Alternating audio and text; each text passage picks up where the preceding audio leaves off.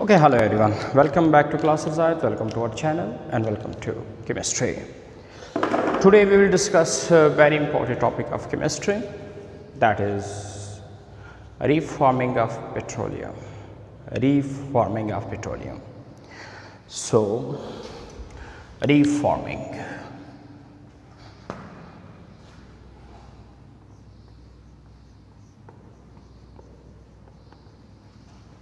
Of petroleum.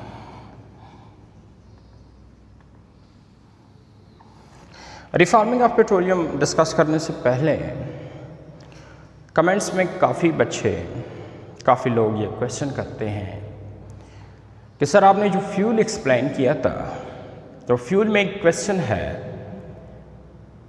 कि as a fuel हम petrol तो डाल देते हैं, पेट्रोल को एज अ फ्यूल इस्तेमाल करते हैं बाइक में, गाड़ी में, जो भी हो, लेकिन क्या हम इस फ्यूल के तौर पे वाटर को इस्तेमाल कर सकते हैं? क्या वाटर से हम एनर्जी प्रोड्यूस कर सकते हैं? तो इसका आंसर बहुत सिंपल है, वाटर को हम एज अ फ्यूल इस्तेमाल नहीं कर सकते पेट्रोल के बगैर। वजह उसका रीज़न ये है कि मैंने आप लोगों को बताया था फ्यूल डिफिनीशंस में कि फ्यूल हर वो सब्सटेंस होता है जिसमें पोटेंशियल एनर्जी हो, क्योंकि जब आप इसको ऑक्सीडाइज करेंगे ऐसे सब्सटेंस को जिसमें पोटेंशियल एनर्जी हो, तो सारी बात है वो फिर एनर्जी वहाँ से प्रोड्यूस होगा इन the form of heat, light, जो भी है।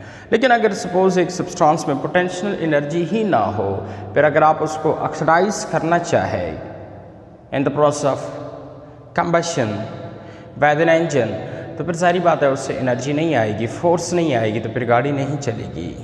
अब वाटर में ये है कि जो हाइड्रोजन ऑक्सीजन जब मिलते हैं तो उस दौरान इससे बहुत सारा एनर्जी लॉस हो जाता है, बहुत सारा एनर्जी इससे लॉस होता है जब हाइड्रोजन ऑक्सीजन मिलते हैं टू मेक अ वाटर। तो जब बहुत सारा एनर्जी इनसे लॉस हुआ हाइड्रोजन ऑक्सीजन मिलने से, तो इसका जो अपना एनर्जी है फिर पोटेंशियल एनर्जी वो ऑलमोस्ट ज़ीरो है, मतलब नेग्लिजिबल है, बहुत कम है।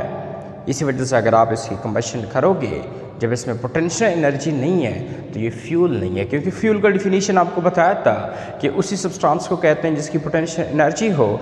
वाटर की पोटेंशियल एनर्जी ऑलमोस्ट नेग्लिजिबल है। क्यों नेग्लिजिबल है? क्योंकि जब हाइड्रोजन ऑक्सीजन मिलते हैं टू मेक अ वाटर, तो उस दौरान बहुत सारा एनर्जी इससे लॉस हो चुका होता है, तो इसी वजह से वाटर का अपना पोटेंशियल एनर्जी बहुत कम है। और कमेंट्स में मैं देखता हूँ एक और क्वेश्चन भी अक्सर चलता है, बड़े अच्छे क्वेश्चन करते हैं लोग। ये भी क्वेश्चन किया है कि सर हमें ये कैसे पता चलेगा कि ये पेट्रोल अच्छी क्वालिटी का है, इज़ गुड क्वालिटी और बैड क्वालिटी, मतलब पेट्रोल की क्वालिटी अच्छी है या अच्छी नहीं है। तो देखिए व्यूअर्स, पेट्रोल की जो क्वालिटी है वो एक नंबर से चलता है, उस नंबर का नाम है ऑक्टेन नंबर। ऑक्टेन नंबर, जिस पेट्रोल का ये नंबर ज़्यादा हो, ऑक्टेन नंबर ज़्यादा हो, वो गुड क्वालिटी पेट्रोल होगा, और जिसका ऑक्टेन नंबर कम हो वो बैड क्वालिटी होगा। पेट्रोल की क्वालिटी का पता तो ऑक्टेन से चलता है, ऑक्टेन नंबर, लेकिन डीजल ऑयल का जो क्वालिटी है वो एक और नंबर है, वो हमने डिस्कस नहीं करना, वैसे नोट कर ले। उसको कहते हैं सीटेन नंबर। सीटेन नंबर वो डीजल की क्वालिटी के लिए है, लेकिन पेट्रोल की क्वालिटी का पता किससे चलता है? ऑक्टेन नंबर से। जितना ऑक्टेन नंबर ज़्यादा होगा उतना ही पेट्रोल गुड क्वालिटी होगा, ऑक्टेन नंबर जितना कम होगा उतना पेट्रोल बैड क्वालिटी का होगा। लेकिन जाहिर बात है फिर आप लोग क्वेश्चन करेंगे कि सर ये ऑक्टेन नंबर क्या होता है? देखिए, ऑक्टेन तो सबको पता है ना, ऑक्टेन उस हाइड्रोकार्बन्स को कहते हैं जिस हाइड्रोकार्बन्स में कार्बन कितने हो? 8 हो, उसको ऑक्टेन बोलते हैं। अब ऑक्टेन दो तरह के हैं, एक ऑक्टेन होता है उसको हम स्ट्रेट चेन ऑक्टेन बोलते हैं, जिसमें कार्बन स्ट्रेट चेन में हो, लाइक ये देखिए इसमें जो 8 कार्बन है वो स्ट्रेट चेन में है। स्ट्रेट चेन अक्टेन को वीवर्स हम नॉर्मल अक्टेन कहते हैं। स्ट्रेट के लिए लफ्ज़ यूज़ होता है नॉर्मल। सेकंड जो अक्टेन होता है उसको हम ब्रांच कहते हैं। ब्रांच में क्या होता है, ब्रांच में वही 8 कार्बन होते हैं लेकिन वो अब ब्रांचेस फॉर्म में हैं। ये देखिए कार्बन अगेन वही 8 है लेकिन वो 8 कार्बन ब्रांच फॉर्म में है। इसको हम ब्रांच अक्टेन कहते हैं। और ब्रांच के लिए जो वर्ड यूज़ होता है उसको हम कहते हैं आइसोअक्टेन। ब्रांच के लिए कौन सा वर्ड यूज़ होता है केमिस्ट्री में? ब्रांच के लिए केमिस्ट्री में वर्ड यूज़ होता है आइसो। स्ट्रेट के लिए लफ्ज़ यूज़ होता है नॉर्मल। अक्टेन नंबर पे आ जाए, अक्टेन नंबर क्या है? अब फॉर एग्जांपल हमारे पास 100 अक्टेन मॉलिक्यूल है, 100 अक्टेन है, 100 अक्टेन। उस 100 अक्टेन में देखना है कि हमारे पास ब्रांच अक्टेन, जिसको हम क्या बोलते हैं आइसो अक्टेन, उनकी तादाद क्या है। सपोज 100 में आइसो अक्टेन अगर 90 है तो आप कह सकते हैं अक्टेन नंबर 90। सपोज 100 अक्टेन मालिक्यूलों में से अगर आइसो अक्टेन की तादाद 99 है तो आप कह सकते हैं अक्टेन नंबर इज़ 99। दूसरा वीवर ज़रा फोकस कर दें, अक्टेन नंबर से मुराद क्या है? अक्टेन नंबर डिफिनीशन मैं ज़रा लिखता हूँ। Octane number means the percentage of मतलब 100 में से, परसेंटेज ऑफ मतलब 100 में से क्या? The percentage of isooctane, the percentage of isooctane in gasoline. Gasoline का मतलब petrol. Gasoline fraction of petroleum as known as octane number. कहने का मेरा मतलब है कि आइसो अक्टेन की तादाद को 100 में से अक्टेन नंबर बोलते हैं। याद रखिए जिस पेट्रोल में आइसो अक्टेन की तादाद ज़्यादा होगा इसका मतलब है कि अक्टेन नंबर ज़्यादा है, वो गुड क्वालिटी पेट्रोल होगा। और अगर आइसो अक्टेन की परसेंटेज कम है, आइसो अक्टेन की परसेंटेज कम है पेट्रोल फ्रैक्शंस में, तो फिर याद रखिए अक्टेन नंबर कम है तो इट्स मीन्स कि वो बैड क्वालिटी पेट्रोल होगा। और बैड क्वालिटी पेट्रोल का नुकसान क्या होता है? ज़ाहिर बात है बैड क्वालिटी पेट्रोल है मतलब उसमें आइसो अक्टेन की तादाद कम है तो उससे एनर्जी ज़्यादा प्रोड्यूस नहीं होगी during combustion, number 1। And number 2, जो ही पेट्रोल इंजन में कंप्रेस होगा, तीसरा जो स्टेप है स्पार्क, उससे पहले ही पेट्रोल की कंबशंस होगी, उससे फिर एक मेटालिक साउंड प्रोड्यूस होता है जिसको नॉकिंग बोलते हैं। तो एक नुकसान ये भी है नॉकिंग। बैड क्वालिटी पेट्रोल का एक नुकसान क्या है? जो बैड पेट्रोल होता है, बैड पेट्रोल का मतलब क्या है? जिसका अक्टेन नंबर कम हो। अक्टेन नंबर कम का क्या मतलब है? मतलब पेट्रोल में जब आइसो अक्टेन की तादाद कम हो, पेट्रोल में जब आइसो अक्टेन की तादाद कम हो वो बैड क्वालिटी पेट्रोल होता है। और अगर आइसो अक्टेन की तादाद ज़्यादा हो, अक्टेन नंबर ज़्यादा होगा, वो गुड क्वालिटी का होता है। अब सपोज़ पेट्रोल में आइसो अक्टेन की तादाद कम है, सो अक्टेन नंबर कम है, तो ये पेट्रोल कौन सा होगा? ये बैड क्वालिटी का होगा। अब बैड क्वालिटी का नुकसान क्या है? एक तो जब इस पेट्रोल की कंबशन होगी जिससे जो एनर्जी प्रोड्यूस होगी वो एनर्जी जो है वो लेस अमाउंट, थोड़ी सी मकदार में प्रोड्यूस होगी। एक नुकसान तो ये है। दूसरा नुकसान ये है, मैं नेक्स्ट एक्सप्लेन करूँगा ज़रा इंजन को, 4 स्ट्रोक इंजन क्या होता है नेक्स्ट बताऊँगा, लेकिन उससे पहले थोड़ा सा देख ले। दूसरा नुकसान ये है बैट पेट्रोल का कि जो ही पेट्रोल आप कंप्रेस होगा इंजन में, तो कंप्रेशन से जो इतनी हीट पैदा होगी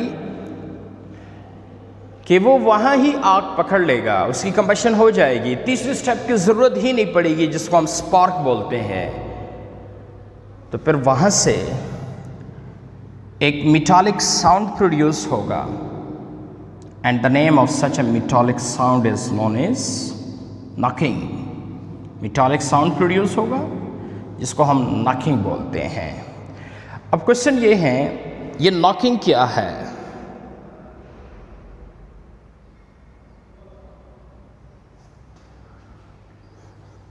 नॉकिंग क्या है? What is knocking? The sharp metallic sound produced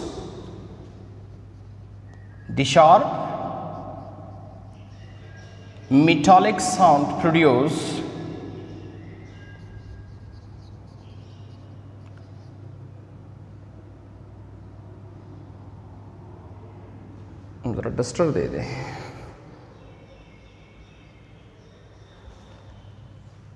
The sharp metallic sound produced when low quality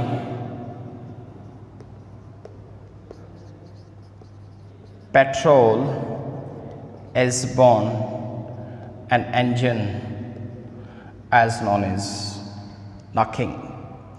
हमेशा याद रखिए, जब बैड क्वालिटी पेट्रोल आप डालेंगे तो बैड क्वालिटी पेट्रोल डालने से जब इस पेट्रोल की कंबशंस होगी इंजन्स में, तो वहाँ से एक शार्प मेटालिक साउंड प्रोड्यूस होगा। उस शार्प मेटालिक साउंड को हम नॉकिंग बोलते हैं। और नॉकिंग किस वजह से होता है? जब पेट्रोल बैड क्वालिटी का आप डालेंगे। और बैड क्वालिटी पेट्रोल वो होता है जिस पेट्रोल में आइसो ऑक्टेन, ब्रांच ऑक्टेन की तादाद कम हो और स्ट्रेट चेन की तादाद ज़्यादा हो, वो बैड होता है। तो बैड से ये नुकसान है कि नॉकिंग होगा। मेटालिक साउंड जो प्रोड्यूस होता है उसको नॉकिंग बोलते हैं, वही होगा। हाँ, इस नॉकिंग को आप रिड्यूस भी कर सकते हैं, इस नॉकिंग को आप रिड्यूस कर सकते हैं। लेकिन नॉकिंग को हम कैसे रिड्यूस करेंगे? एंटी नॉकिंग से। एंटी नॉकिंग से अगर हम एंटी नॉकिंग डाल दें तो एंटी नॉकिंग डालने से नॉकिंग कम हो जाएगी। The name of anti knocking is tetraethyl lead C2H5। इसको अगर हम 4 कर ले सो टेट्राइथाइल लेड Pb, इसको हम टेट्राइथाइल लेड, ये एंटी नॉकिंग है। ये जब आप डालेंगे पेट्रोल में, अगर वो बैड क्वालिटी का हो तो उससे जो नॉकिंग प्रॉपर्टी है वो रिड्यूस हो जाएगी, क्योंकि टेट्राइथाइल लेड जो है ये बैड क्वालिटी पेट्रोल को गुड बना लेता है। देखिए कौन से ये भी अगर क्वेश्चन पूछा जाए कि किस तरह हम बैड क्वालिटी पेट्रोल को गुड में कन्वर्ट कर सकते हैं, तो मैं नेक्स्ट बताऊंगा। उसमें एक ये भी है कि अगर पेट्रोल में टेट्राइथाइल लेड ऐड किया जाए तो बैड क्वालिटी पेट्रोल गुड बन सकता है। एक टेट्राइथाइल लेड से बैड क्वालिटी पेट्रोल गुड हो सकता है। दूसरा जो आज मैंने एक्सप्लेन करना है उसकी तरफ आ रहा हूँ, रीफॉर्मिंग, वो भी बैड को गुड बना लेता है। तीसरा एरोमेटाइजेशन। एरोमेटाइजेशन मतलब जितना आप एरोमेटाइजेशंस करेंगे, मतलब एरोमेटिक कंपाउंड लेके आएंगे पेट्रोल में, गुड क्वालिटी का पेट्रोल बनेगा। तो ये 3-4 प्रोसेस है जिससे बैड गुड में कन्वर्ट होता है। लेकिन ये भी एक कंपाउंड है जो बैड को गुड करता है। तो सारी बात है, जब बैड गुड हो जाए तो जो मेटालिक साउंड प्रोड्यूस होता है वो मेटालिक साउंड पर प्रोड्यूस नहीं होगा, तो नॉकिंग ख़त्म हो जाएगा। इसलिए इसको हम एंटी नॉकिंग कहते हैं। लेकिन इसको टेट्राइथाइल लेड को एंटी नॉकिंग के तौर पर हम इस्तेमाल नहीं करते, कम करते हैं। उसकी वजह क्या है? उसकी वजह ये है क्योंकि जब ये पेट्रोल के साथ मिलके, एयर के साथ मिलके ऑक्सीडाइज होता है तो इससे लेड ऑक्साइड प्रोड्यूस हो जाता है। जब पेट्रोल की कंबशन होती है तो हवा में मौजूद ऑक्सीजन इनके साथ मिल जाता है और ये लेड ऑक्साइड बना लेता है। और लेड ऑक्साइड फिर एनवायरनमेंट में, एयर में आके दे काज कैंसर, दे आर कार्सिनोजेनिक। ये कार्सिनोजेनिक है और ये फिर कैंसर काज करता है। तो इसी वजह से हम इसको कम इस्तेमाल करते हैं, क्योंकि ये कैंसर काज करता है लेड ऑक्साइड की शक्ल में। क्योंकि आपने सुना होगा जान है तो जहान है। अब सपोज़ ये जब कैंसर ही काज करता है तो क्या हम पेट्रोल पे क्या करते हैं? तो इसी वजह से हम इसको इस्तेमाल कम करते हैं, क्योंकि लेड ऑक्साइड काज कैंसर। लेकिन इसके अलावा लेड ऑक्साइड बच्चों में क्या नुकसान, बच्चों को क्या नुकसान देता है? एक तो बच्चों को मेंटली रिटार्ड करता है, मेंटल रिटार्डेशंस ये काज करता है, मेंटल रिटार्डेशंस। और इसके अलावा मेंटल रिटार्डेशंस के अलावा ये काज करता है ब्लाइंडनेस। एक तो मेंटल रिटार्डेशन काज करता है बच्चों में, सेकंड ब्लाइंडनेस, बच्चों को अंधा कर देता है। इसी वजह से इसको हम एज एंटी नॉकिंग के तौर पे कम इस्तेमाल करते हैं। तो कहने का मेरा मतलब क्या है कि पेट्रोल गुड इस्तेमाल करना चाहिए, बैड इस्तेमाल करना चाहिए। जाहिर बात है, जब बैड क्वालिटी पेट्रोल आप इस्तेमाल करेंगे तो एक तो एनर्जी कम प्रोड्यूस होगी, कम सफ़र होगा करेगा गाड़ी, मोटरसाइकिल जो भी है। दूसरा नुकसान ये भी है कि नॉकिंग होगा। तीसरा नुकसान क्या है?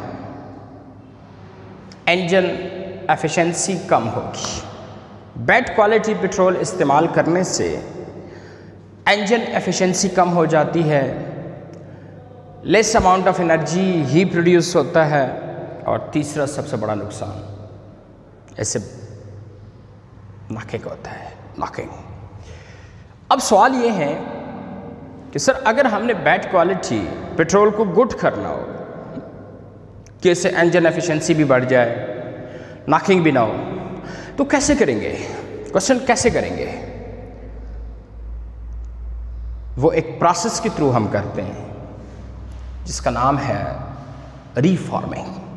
लेकिन रीफॉर्मिंग अभी आपको मैक्सिमम समझ आया होगा, क्योंकि गुड क्वालिटी एक्चुअल होता क्या है? देखिए, गुड क्वालिटी पेट्रोल वो होता है जिस पेट्रोल में जो हाइड्रोकार्बन्स है, ऑक्टेन, वो ब्रांच की शक्ल में हो, मतलब आइसो की शक्ल में हो, स्ट्रेट ना हो, नॉर्मल्स ना हो, आइसो हो, ब्रांच हो, तो वो हाइड्रोकार्बन्स पेट्रोल फ्रैक्शंस में अगर है तो गुड क्वालिटी का है। तो एक्चुअल रिफॉर्मिंग में हम करते क्या है? रिफॉर्मिंग में हम यही करते हैं कि जो स्ट्रेट चेन हाइड्रोकार्बन्स होते हैं उसको हम ब्रांच करते हैं। In the absence of air and the presence of oxygen, in the absence of air and the presence of catalyst, the name of such a process is called reforming। लेकिन ऐसा हम क्यों करते हैं? अभी आप सब लोगों को समझ आया होगा कि इसलिए करते हैं क्योंकि ब्रांच हाइड्रोकार्बन पेट्रोल फ्रैक्शन में आने से पेट्रोल की क्वालिटी बढ़ती है, उससे इंजन एफिशिएंसी बढ़ेगी, नॉकिंग नहीं होगा, more amount of energy produce होगी ड्यूरिंग कंबशन। तो इसलिए हम रीफॉर्मिंग करते हैं। इस चीज़ को मैं ज़रा मिटा देता हूँ। द परसेंटेज ऑफ आइसोऑक्टेन को हम क्या बोलते हैं? ऑक्टेन नंबर बोलते हैं। तो सिंपली आप ये भी कह सकते हैं कि रीफॉर्मिंग क्यों किया जाता है? To improve the octane number. क्यों इम्प्रूव? क्योंकि जब ऑक्टेन नंबर इम्प्रूव होगी तो उससे क्वालिटी भी बढ़ेगी। So how you can define what is reforming? The thermal heat के जरिए होता है। The thermal conversion of straight chain hydrocarbon into branch chain hydrocarbon and the absence of MCQs आता है, ऑक्सीजन मतलब air and the presence of catalyst as known as reforming of petroleum. मतलब जिसमें जो ब्रांच चेन है उसको हम straight chain है उसको हम ब्रांच चेन में कन्वर्ट करते हैं। इस प्रोसेस को रिफॉर्मिंग बोलते हैं। नीचे एक छोटा सा इक्वेशन लिखते हैं क्योंकि इक्वेशंस बहुत मस्ट है। ये देखिए CH3 CH2 CH2 CH2 CH2 मतलब 5-6 दफ़ा CH2 लिख दे तो मैंने लिख दिया 6, मतलब 6 दफ़ा CH2 CH3 एंड CH3।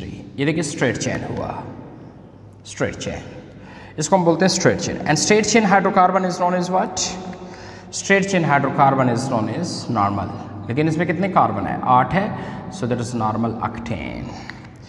इसी नॉर्मल ऑक्टेन को हमने ब्रांच करना है। ब्रांच का मतलब है कि होंगे वही 8 कार्बन, लेकिन अब स्ट्रेट नहीं होगा, अब ब्रांच में है। ये देखिए 1 2 3 4 5, 2 पोजीशन पे 2 ब्रांचेस है और एक 4 पोजीशंस पे। 2 पे कौन से? मिथाइल, मिथाइल, सो आप नाम लिख सकते हैं, नेक्स्ट नोमेनक्लेचर में करेंगे, लेकिन चलो मैं लिख लेता हूँ 2 2 4 ट्राईमिथाइल पेंटेन। इसका ऑक्टेन नंबर 100 ही होता है, ऑक्टेन नंबर इसका 100 होता है। सो ऑक्टेन नंबर बढ़ गया, ब्रांच, क्वालिटी ऑफ पेट्रोल बढ़ा होगा, इसका नाम है। लेकिन ये जो काम होता है ये एब्सेंस ऑफ एयर होता है and the presence of catalyst होता है। कैटलिस्ट मौजूद होगा और absence of oxygen. This process known as reforming. तो अभी आपको समझ आया होगा कि रिफॉर्मिंग किस मकसद के लिए होता है कि ब्रांच चेन हाइड्रोकार्बन जो है वो बढ़ जाए पेट्रोल फ्रिक्शंस में, उसी से आइसो ऑक्टेन नंबर बढ़ेगा, उससे पेट्रोल की क्वालिटी बढ़ेगी। और ये है straight chain convert into branch chain. तो एक रिफॉर्मिंग है जिससे ऑक्टेन नंबर गैसोलीन का बढ़ जाता है, मतलब ब्रांच चेन हाइड्रोकार्बन बढ़ जाते हैं। एक टेट्रा इथाइल लेड डालने से भी ब्रांच चेन हाइड्रोकार्बन्स की तादाद बढ़ जाती है। एरोमेटाइजेशन से, मतलब एरोमेटिक कंपाउंड वो कोर्स में नहीं है, लेकिन वो भी कंपाउंड बढ़ने से octane number, quality of petrol बढ़ जाता है। तो रिफॉर्मिंग का मतलब है कि जब स्ट्रेट चेन हाइड्रोकार्बन्स को हम क्या कर लेते हैं, ब्रांच करते हैं, तो ब्रांच से क्या होगा, ऑक्टेन नंबर बढ़ेगा, ज़ाहिर बात है उससे पेट्रोल की क्वालिटी भी बढ़ेगी। And this process called reforming. So अगर आपसे कोई पूछिए रिफॉर्मिंग किस मकसद के लिए होता है, क्यों हम रिफॉर्मिंग ऑफ पेट्रोलियम करते हैं, रिफॉर्मिंग ऑफ पेट्रोलियम की दो रीज़न है। एक ही रीज़न है क्योंकि रिफॉर्मिंग से सिर्फ क्वालिटी बढ़ती है। देखिए मैंने इससे पहले क्रैकिंग बताया था। क्रैकिंग क्यों करते हैं? क्रैकिंग मैंने आपको कहा था कि उससे क्वांटिटी बढ़ती है, पेट्रोल की क्वांटिटी बढ़ती है, क्योंकि फ्रैक्शन डिस्टिलेशन में फ्रैक्शन डिस्टिलेशन से सिर्फ 20% पेट्रोल हासिल होता है, 20% इज़ नॉट सफिशिएंट। तो इसी वजह से नेक्स्ट हम क्रैकिंग करते हैं, हायर हाइड्रोकार्बन्स को ऑक्टेन हाइड्रोकार्बन्स में ले आते हैं, that is the fraction of petrol. So इसी से पेट्रोल की मिकदार बढ़ेगी। एक तो उसकी नीड ये थी क्रैकिंग की कि क्वांटिटी बढ़ती है। दूसरा एक नीड ये था कि आपने क्रैकिंग में देखा था, जब मैं हायर हाइड्रोकार्बन्स को लोअर हाइड्रोकार्बन में कन्वर्ट करता था, दैट इज़ ऑक्टेन जो भी है, तो साथ साथ उसके साथ अनसैचुरेटेड हाइड्रोकार्बन भी हासिल होते थे। तो कहने का मेरा मतलब है कि बहुत सारा बाई प्रोडक्ट भी हासिल होता है ड्यूरिंग क्रैकिंग। ये नहीं कि सिर्फ गैसोलीन ही हासिल होता है, गैसोलीन के अलावा और भी बहुत सारा बाई प्रोडक्ट अनसैचुरेटेड। उस टाइम तो मैंने जो अनसैचुरेटेड ऑब्टेन किया था, मेरे ख्याल में वो 3 कार्बन एंड 2 कार्बन वाला था, लेकिन बेंजीन एरोमेटिक कंपाउंड है वो भी हासिल होता है, एंड सो ऑन। तो कहने का मेरा मतलब है कि दो नीड है क्रैकिंग के। एक तो क्वांटिटी बढ़ती है और दूसरा नीड क्या है कि इससे बाई प्रोडक्ट, बहुत सारा बाई प्रोडक्ट गैसोलीन के अलावा भी बनता है। लेकिन रिफॉर्मिंग हम क्यों करते हैं, उसका मेन सिर्फ यही रीज़न है कि इससे ब्रांच चेन हाइड्रोकार्बन बढ़ते हैं और इससे क्वालिटी बढ़ेगी, ऑक्टेन नंबर ही बढ़ेगा। अक्सर लोग मैंने देखे हैं वो ये भी फिर पूछते हैं कि सर जब हाइड्रोकार्बन्स पेट्रोल में ब्रांच फॉर्म में हो, स्ट्रेट फॉर्म में ना हो, तो फिर ब्रांच में पेट्रोल अच्छी क्वालिटी का क्यों होता है, स्ट्रेट में अच्छी क्वालिटी का क्यों नहीं होता? तो वो ज़रा मैं आपको फर्स्ट ईयर लेवल पे ले जाता हूँ। वहाँ आपने एक नॉन पोलर में एक इंटरमोलिकुलर फोर्स पढ़ा होगा, लंदन फोर्स या डीवाई फोर्स जो भी है। तो वही आपने पढ़ा होगा कि स्ट्रेट चेन हाइड्रोकार्बन्स में लंदन फोर्स ज़्यादा बनते हैं, लेकिन ब्रांच चेन हाइड्रोकार्बन्स में लंदन फोर्स कम बनता है। इससे एंटर फोर्स जो स्ट्रेंथ है वो वीक हो जाता है। जारी बात है, जितना एंटर फोर्स स्ट्रेंथ वीक होगा उसकी वेपराइजेशन उतनी ज़्यादा होगी, जल्द वेपर में कन्वर्ट होगा, वोलेटाइल ज़्यादा होगा, सो वो उतना ही गुड क्वालिटी पेट्रोल होगा। लेकिन अगर स्ट्रेट चेन ज़्यादा है तो लंदन फोर्स ज़्यादा होगा। तो सारी बात है, लंदन फोर्स ज़्यादा होने से strength of the enter force जब ज़्यादा होगा तो वेपर में जाना मुश्किल होगा, तो इसलिए वो पेट्रोल बैड क्वालिटी का होगा। तो वो पेट्रोल हमेशा गुड क्वालिटी का होता है जिसकी वेपराइजेशन ज़्यादा हो, जल्दी वेपर्स में ही कन्वर्ट होता हो। So that is all about reforming की। जी रिफॉर्मिंग क्या है? द थर्मल कन्वर्जेंस है और साथ जो है ना इक्वेशंस है। और अगर ये आप बढ़ाना चाहते हैं तो टेट्रा इथाइल लेट्स सी भी आप इसकी क्वांटिटी जो है वो बढ़ा सकते हैं रिफॉर्मिंग की। बात समझ आ गई सबको? अच्छा, अब यहाँ पे अक्सर लोग जो है वो पूछते हैं, मैं ज़रा मैकेनिक्स तो नहीं हूँ गाड़ियों का, केमिस्ट ज़रूर हूँ लेकिन मैकेनिक्स नहीं हूँ, लेकिन आप किसी भी मैकेनिक्स के साथ बैठ जाए तो वो आपको बेहतर समझा सकता है। चलो मैं भी कोशिश करता हूँ, थोड़ा सा ट्राई कर दूँ। अक्सर लोग पूछते हैं कि सर ये जो गाड़ियों में इंजन लगा होता है उसको कहते हैं 4 stroke engine. 4 stroke engine, sir ये 4 स्ट्रोक इंजन से क्या मुराद है? देखिए, इंजन्स को 4 स्ट्रोक इसलिए बोलते हैं, 4 स्ट्रोक इंजन्स को इसलिए बोलते हैं क्योंकि इंजन में 4 स्टेप है। जो पहला स्टेप है वो है एंटिक ऑफ पेट्रोलियम, मतलब इंजन में पेट्रोल का वेपर्स फॉर्म में जाना, इसको कहते हैं एंटिक। सारी बात है, जब पेट्रोल इंजन्स में वेपर्स फॉर्म में जाएगा तो साथ एयर भी मैक्स होगा, ऑक्सीजन्स जो भी है गैसेस वो भी साथ मैक्स होके इंजन्स में एंटर होंगे। उसी स्टेप को कहते हैं एंटिक ऑफ पेट्रोलियम। अच्छा, जब पेट्रोल एंटर हो जाए जैसे एंटिक ऑफ पेट्रोलियम, तो फिर सेकंड क्या होता है? वही पेट्रोलियम जो है वो कंप्रेस हो जाता है। वही पेट्रोलियम जिसमें हवा भी साथ शामिल है, मिक्स है, वो कंप्रेस हो जाता है। अच्छा, ये भी एक क्वेश्चन है कि पेट्रोल जो वेपर्स फॉर्म में चले गए, साथ एयर भी है, उसको फिर कंप्रेस क्यों किया जाता है? कंप्रेस का जो है एक रीज़न है। देखिए, जितना आप petrol in the vapours form जिसमें साथ एयर भी है कंप्रेस अच्छी करोगे तो फिर एक तीसरा जो स्टेप है दैट इज कॉल्ड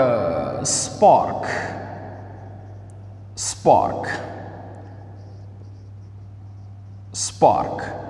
तो जितना पेट्रोल अच्छी तरह इंजन में कंप्रेस हुआ होगा तो जब स्पार्किंग होगी तीसरे स्टेप में तो उसकी कंबशन फिर अच्छी होगी। वंस अगेन, जितना इंजन वेपर्स फॉर्म में पेट्रोल को कंप्रेस सही करेगा,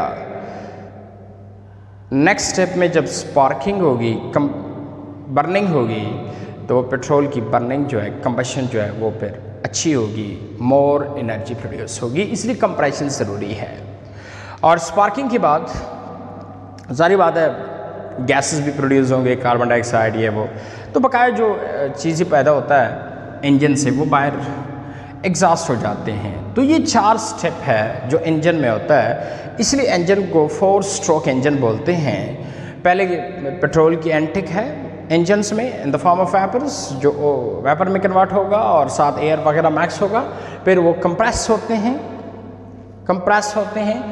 फिर तीसरा जो स्टेप है स्पार्किंग होगी, वहाँ से कंबशन हो जाएगी, एनर्जी होगा और कार्बन डाइऑक्साइड गैस जो प्रोड्यूस होंगे वो एग्जॉस्ट होगा। अच्छा, ये स्पार्क कैसे होता है? स्पार्क इस तरह होता है कि यहाँ पे सपोज ये प्लग लगा हुआ है और यहाँ पे एक मूवेबल पिस्टन होता है। एक्चुअल इंजन में क्या होता है, ये मूवेबल पिस्टन जो है ये टू एंड फ्रो मोशन करता है, मतलब आगे और पीछे मोशन करता है। जो ही ये पिस्टन इस प्लग के साथ टच होता है तो वहाँ से स्पार्किंग होती है, और वही स्पार्किंग से फिर यहाँ पे जो वेपर्स फॉर्म में पेट्रोल मौजूद है तो वो क्या होगा, वो उसकी कंबशन हो जाएगी। तो कहने का मेरा मतलब है कि यहाँ पे मूवेबल पिस्टन होता है, मूवेबल पिस्टन, और यहाँ पे प्लग लगा हुआ है। जो ही ये पिस्टन आगे प्लग के साथ टच होगा तो स्पार्किंग होगी, वहाँ से पेट्रोल क्या होगा, जल जाएगा, उसकी कंबशन होगी, एनर्जी प्रोड्यूस होगा। हाँ, यहाँ पे वो क्वेश्चन ज़रा जो मैंने पहले बताया कि अगर सपोज़ पेट्रोल बेड क्वालिटी का है, मतलब उसमें ब्रांच हाइड्रोकार्बन ज़्यादा नहीं है, स्ट्रेट चेन हाइड्रोकार्बन ज़्यादा है, तो होगा क्या, तो होगा ये कि जो ही पेट्रोल के एंटिक होने के बाद जब वो कंप्रेस हो जाते हैं तो बेड क्वालिटी में ये होता है कि जो ही पेट्रोल इंजन कंप्रेस करता है तो कंप्रेशन से ही इतना हीट पैदा हो जाता है कि वही हीट खुद ही आग पकड़ लेता है। तीसरे स्टेप के जाने से पहले, जिसको हम स्पार्क बोलते हैं, उन्होंने खुद ही आग पकड़ लिया और क्या हुआ, वो खुद ही जल गया, वहाँ ही इसकी कंबशन होगी। अब स्पार्किंग नहीं है, इग्निशन नहीं है, उससे पहले उन्होंने हीट पकड़ लिया कंप्रेशंस के दौरान और उसने आग पकड़ ली तो वही आग से जल गया। तो इसको हम बोलते हैं प्री इग्निशन, और प्री इग्निशन जब होगा तो वहाँ एक साउंड प्रोड्यूस होगा जिसको हम नॉकिंग बोलते हैं। So once again, bad quality petrol से नॉकिंग क्यों आता है, क्योंकि बैड क्वालिटी पेट्रोल जब एंटिक हो जाए उसके बाद जब वो कंप्रेस होता है तो कंप्रेशन से इतना हीट आ जाता है कि वो खुद ही आग पकड़ लेता है।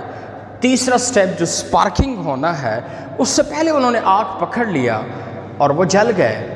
तीसरा स्टेप है नहीं स्पार्किंग, इग्निशन, तो इसका मतलब है कि इग्निशन से पहले ही वो जल गया। इसको हम बोलते हैं प्री इग्निशन। क्या बोलते हैं इसको? प्री इग्निशन बोलते हैं। प्री इग्निशन का मतलब है कि आग पकड़ने की वजह से स्पार्किंग से पहले ही वो जल गया, इसको प्री इग्निशन कहते हैं। तो जब पेट्रोल की प्री इग्निशन होगी, स्पार्क से पहले वो जल गए, तो फिर यहाँ से एक साउंड आएगा जिसको हम नॉकिंग बोलते हैं।